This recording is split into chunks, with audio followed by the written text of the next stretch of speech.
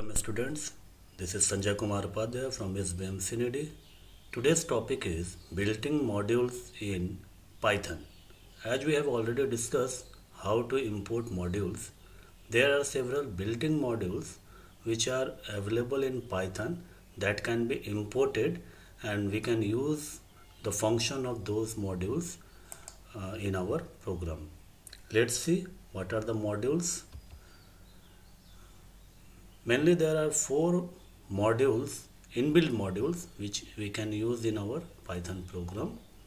First is math, second is date time, third is random, fourth is statistic. Each module has its own functioning.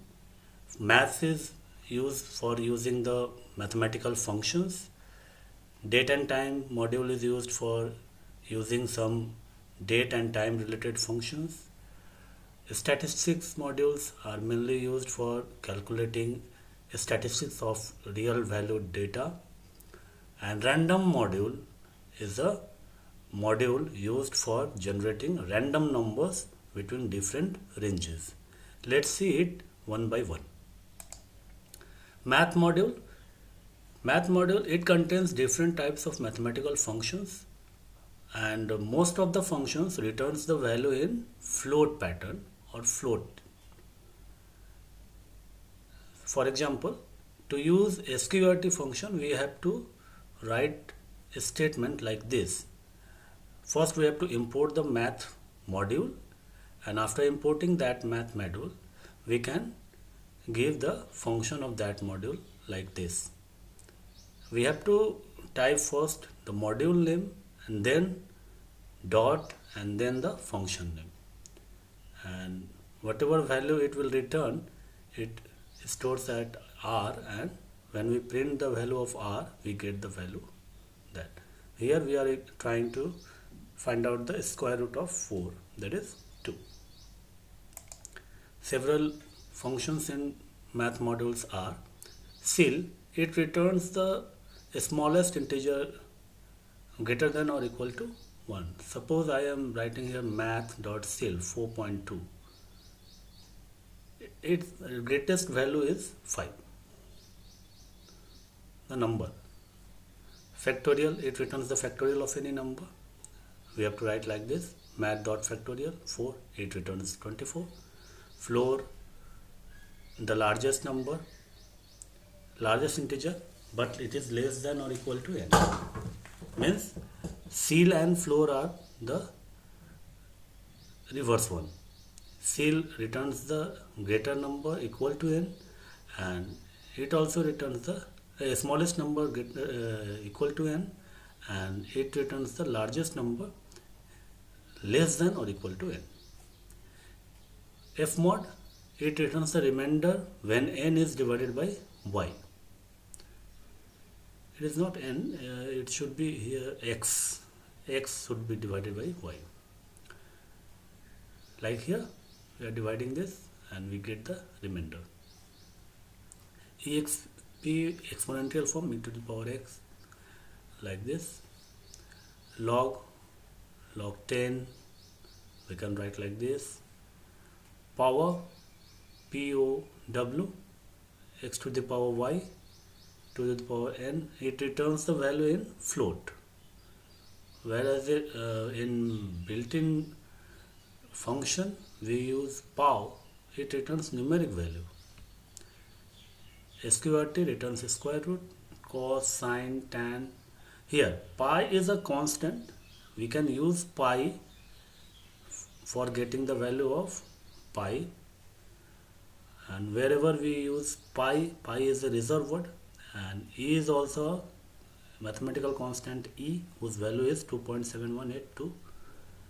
Like this we can use several mathematical functions if we import the math module in our program.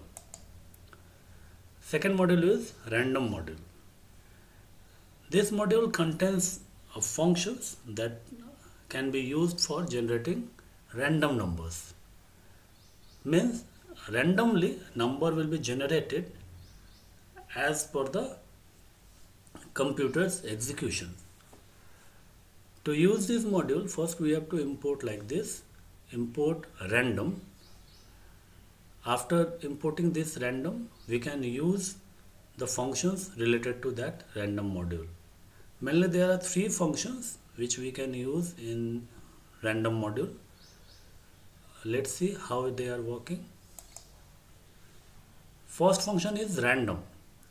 It generates a random number from 0 to 1 excluding 1. It doesn't include the number 1 and it doesn't take any argument. See the example, x is equal to random dot random. This will generate a number between 0 to 1 on each execution, and whenever we are going to print it, it returns a float value between 0 to 1 excluding 1. It will not include 1. The second function is randint. Generates random number between x and y including both x and y, and x must be less than equal to y. See the example, random dot randint 3,7. 3,7 means the range is 3 to 7. The number will be generated from 3 to 7 and it will includes the value 3 as well as 7, and it will changes, the output will be changes in each execution, and it will generate a random number randomly between these two values. Another function is rand range. It generates a random number between 0 to y excluding y. Means here is the range is in random it is range is 0 to 1, but in rand range we can define the largest range according to our need. Means it starts with 0 but ends with y, whatever number we are giving, like this, x is equal to random dot rand range 5. Then it will generate a number from between 0 to 4. It will never include a value 5. It will generate a number between 0 to 4 randomly whenever it is executed. Another pattern of rand range is rand range x comma y. Means we can also define the lower limit and upper limit. Both the limit can be defined and both the upper limit can be excluded. Both the upper limit can be defined but excluding the upper limit. It will not include the upper limit of a given range. For example, x is equal to random dot rand range 2,7. It will include 2 but it will exclude 7. Means it will generate a number between 2 to 6 whenever it will be executed. These are the random functions which can be used in a program for generating different random numbers between different ranges as per our needs in our programs. Some other functions are also there. These are very important. First is uniform. It generates a float random number from x to y excluding y, I think it will be y. X is equal to random dot uniform 1, 100. Means it will generate a number from 1 to 100, and its print, when we are going to print the value of x, we will get a random number between 1 to 100, and it will include both the ranges. Second is choice, used for making a random selection from a sequence like list, tuple or string. It is very important. See here, x, suppose we have some list like this, 1 list, 1 east, 2 west, 3 north, 4 south. This is a list having 4 values. And if you want to choose by a system whatever option, whatever the element from a list, we can use random with choice function. This will randomly select a element from a list. So choice is used to select randomly from a given list, randomly elements from a given list, like this. Shuffle is mainly used to swap the content of a list, and it will reshuffle, rearrange the elements and give it to you like this. It will filter not in a particular sequence, randomly shuffle the list of items. We have to write like this. Suppose GM is a variable having several games element in a list, and when we use random.shuffle, it will reshuffle the elements in a group and filter anyone randomly from that element. This is also very interesting function. We can use it. Now, statistics. Statistics is a module which provides functions for calculating statistics of numeric, that is real valued data. To import statistics, we have to write import statistics, and to use the function, we have to write the statistics dot mean. Here, x refers to the set of values or set of real-time values on which the function will work. Mainly 3 functions are there in a statistics module which are commonly used. Mean, this calculates the arithmetic mean of a given sequence like this. Whatever value we have given here, it will calculate it and it will return the arithmetic mean. Median, this will calculate the middle value of a x, means it will find the number of element, whatever number of elements we are given in a list, it finds the middle element from a list. From this example we can see it. Here are several elements and 32 is the middle example of this list. So 32 will be the output. Mode, it finds the most repeated value in a given list. Suppose we are here giving a list, and here we can see it 11 is the repeated value, then the output will be the 11. Similarly, in second example we can see it red, blue, red, green, then red is repeated. This red is the mode of the given list. Then most repeated value from a list can be obtained by using the mod function. Now, datetime module. This will handle the extraction and formatting of datetime variables.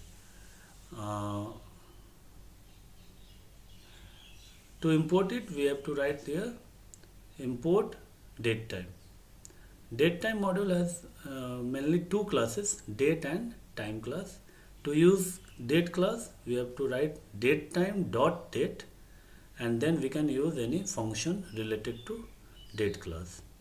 Similarly, to use time class, we have to write here datetime. Here we have to write the time dot now. Let's see here several functions related to date class and time class. Mainly two categories are there. Today, this will display the current date, the current system date, whatever system date is there in your system. This will be displayed on your screen by using the datetime.date.today. After getting this date, we can filter the year, month or day from that object. Then date time object, whatever date time object value we get from today, it can be filtered by using year, month and day, like this. Just we have to write like this. We get the number date, and after getting the date we can bifurcate or filter. Like if you write here dt dot year, it will give you a year part of the date. If you write dt dot month, it will give you the month part, and if you write dt dot day, it will give the day number. Whatever day number is there in a date, this will be displayed here. Similarly, in function date time class, we use now. Now is the function which provides you the current system date along with its time. That will be written like this: date time dot now. This will the current date with current time. This will store in a object dt_tm. Now, after getting this object tm with the value of current date and current time, we can also filter the time by using hour. By using date class, we can filter year, month, day, and by using time, we can use hour, filter hour, minute and second. We can filter it by using the time object or the date time object that we defined here for getting the current date with time. So this is the mainly time class functions which can be used for getting time or date in various patterns. Hope you will understand the built-in modules. Thank you. Have a nice day. Take care.